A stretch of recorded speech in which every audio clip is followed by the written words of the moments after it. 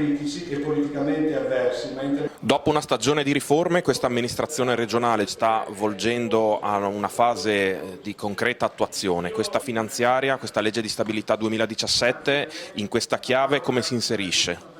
Chiude molti discorsi, nel senso che porta a compimento delle riforme e mette le risorse necessarie perché queste riforme possano prendere largo e possano essere anche avvertite come positive e necessarie da parte dei cittadini. Noi avremo davanti ancora un anno e mezzo di lavoro per oliare le cose che non funzionano. Le riforme creano aspettative, creano anche nell'immediato dei disagi, lo sappiamo, però l'obiettivo, la direzione è quella giusta e noi siamo convinti che sul piano della sanità, sul piano della riforma degli enti locali, sul piano del lavoro, sul piano della spending review e dei risparmi, sul piano delle entrate, sul piano della tenuta economica di questa regione e del bilancio di questa regione. Certo, i tempi sono difficili, solo i 5 Stelle raccontano le favole, le persone normali sanno che ci sono dei problemi, che bisogna affrontarli, che gridare al lupo funziona per qualche mese, poi bisogna anche dimostrare cosa si è capaci di fare. Mi pare che noi lo stiamo dimostrando.